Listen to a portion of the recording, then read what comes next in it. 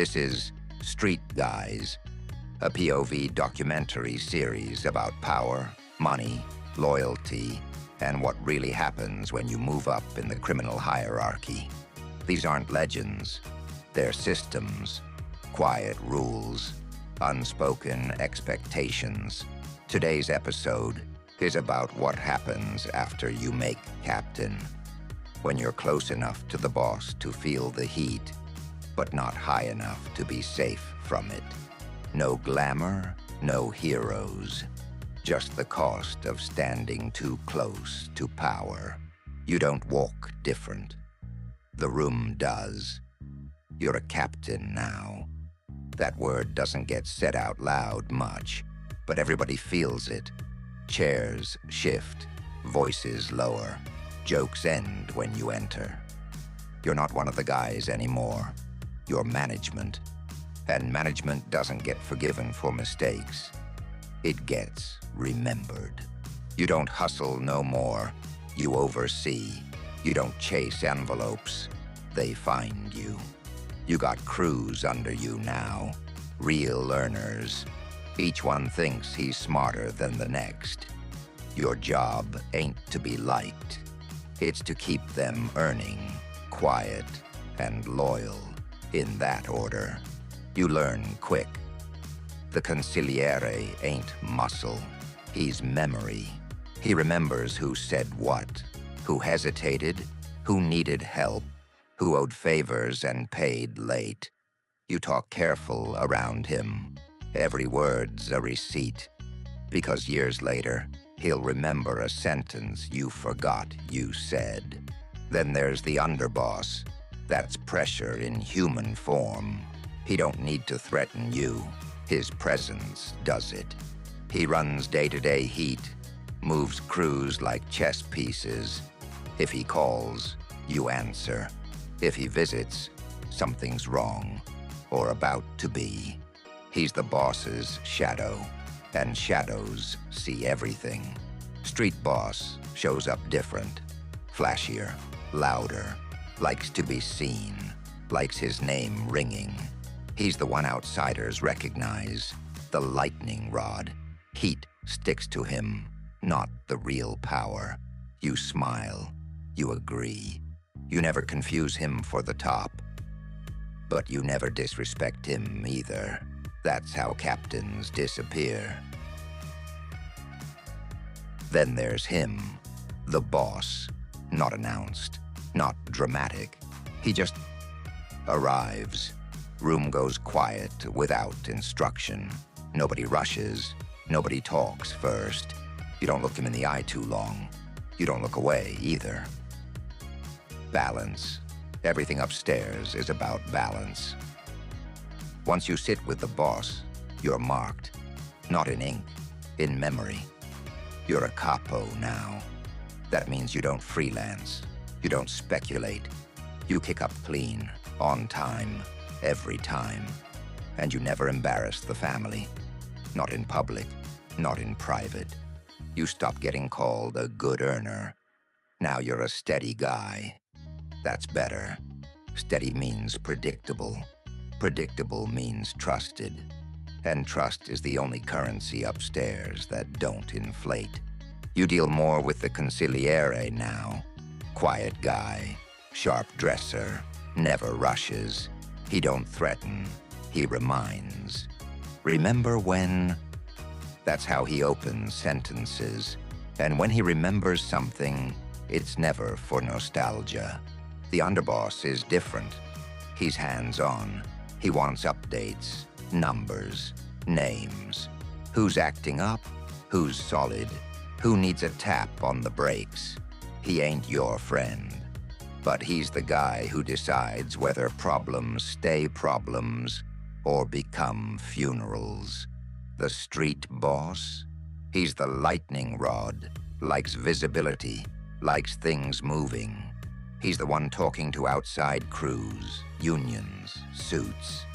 You respect him, always. But you don't confuse flash with authority.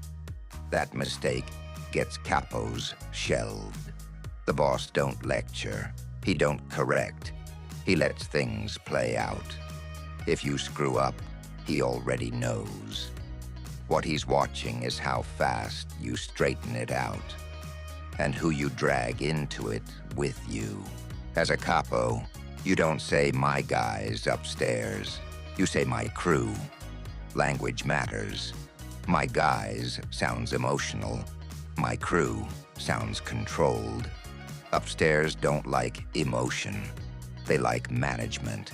You stop bringing problems upstairs. You bring solutions. If something's sideways, you already fixed it. If something's brewing, you already contained it. A capo who needs guidance too often ain't a capo for long. Your soldiers start testing you. Small stuff, late kick-ups, side deals, extra noise. You shut it down clean. No yelling, no theatrics. You remind them who answers for who, and how fast things can get uncomfortable. You notice something strange. Nobody upstairs laughs hard. They smile, they nod, they watch. That's because they've all buried mistakes quietly. Not bodies, careers. And that sticks longer. You learn the meaning of being shelved. No beef, no sit down, just fewer calls, less access. You're still earning, just not rising. And once momentum stops in this life, it don't restart easy. You hear phrases more now. Handle it, make it right, take care of it. Nobody explains what that means. You're expected to know. If you ask questions, they start asking questions about you. You don't talk business on phones anymore. You don't joke about work. You don't drink like you used to. You're a capo, not a kid on the corner. Discipline ain't optional at this level. It's assumed. The boss might compliment you once, and it'll be small. Good judgment. That's it. No smile, no follow-up. That compliment will carry you 6 months if you don't screw up. You start thinking long-term now. Who's solid? Who's shaky? Who's greedy? Who's dumb? You protect the earners. You watch the talkers. And you keep the idiots away from anything important. You stop wanting the top spot. Not out loud, inside. You see what it costs. No privacy, no mistakes. Everybody smiling while counting your days. Being boss ain't power, it's exposure. You realize this thing don't reward ambition. It rewards control. The guys who last ain't the loudest or toughest. They're the ones who keep things smooth and their name clean. At this point, your job is simple. Kick up, keep order, stay out of the papers, and never, ever make the boss have to explain you to anyone. Being a capo means you hear things twice. Once when they happen, and again when they get retold upstairs. Your job is to make sure the second version sounds cleaner than the first. Because once a story gets legs in this life, you don't chase it. You redirect it. You start realizing favors are heavier than debts. Debts get paid. Favors linger. A nod here. A quiet assist there. Nobody keeps score on paper. They keep it in their head. And those ledgers never burn. You hear guys say, "The boss likes you." You hate that phrase. Likes change. Respect sticks. You'd rather be predictable than popular. Because the minute they think you're emotional, they start testing you. You learn to speak in half sentences, finish thoughts without finishing words. Handle that thing. From the other night, everyone knows what you mean. Specifics are for amateurs. Vagueness keeps everybody breathing. Meetings get shorter now. Nobody wastes time. If you're sitting there too long, you're either being evaluated or someone's waiting for you to leave, so real talk can start. You learn to read that moment and excuse yourself without being dismissed. You stop correcting people publicly. Public corrections create sides. Sides create friction. You pull guys aside later, real calm, real quiet, and explain the math.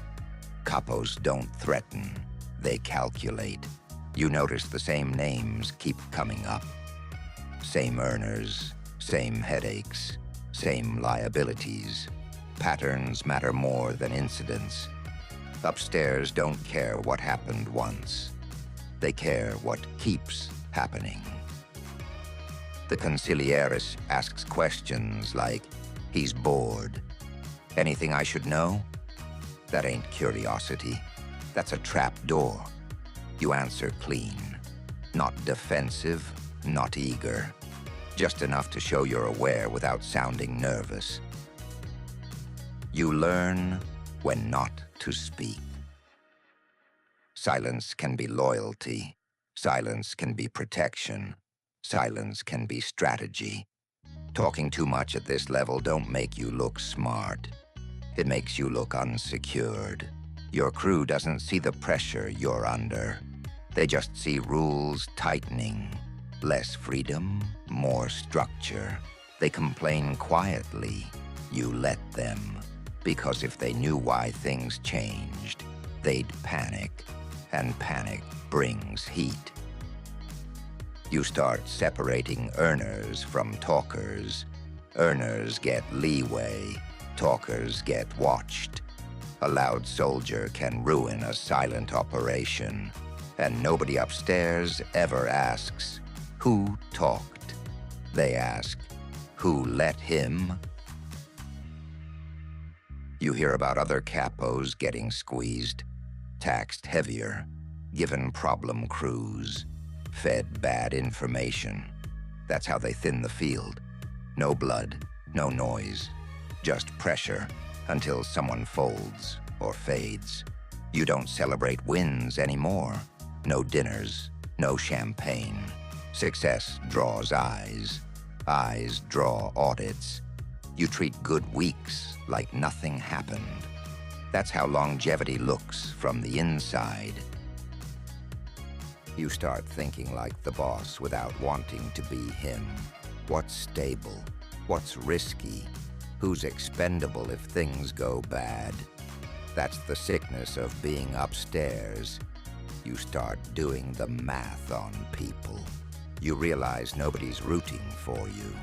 They're observing, waiting, seeing how you handle stress without cracking.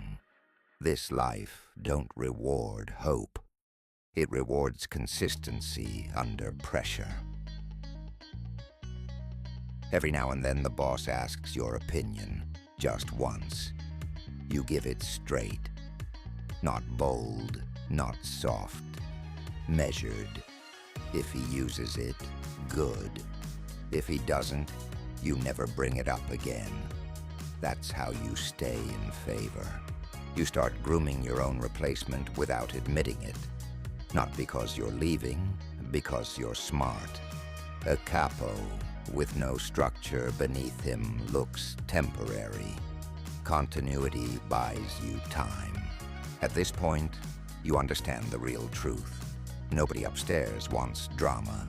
They want flow, money moving, noise down, problems handled before they get names. If you can deliver that, you're useful. And usefulness is survival. Making capo gets you respect. Staying capo means knowing your place. Upstairs, nobody pushes you forward. They watch, they wait, and if you slip, they let gravity do the rest. This is street guys, not the rise, but the rules that keep you alive once you're there.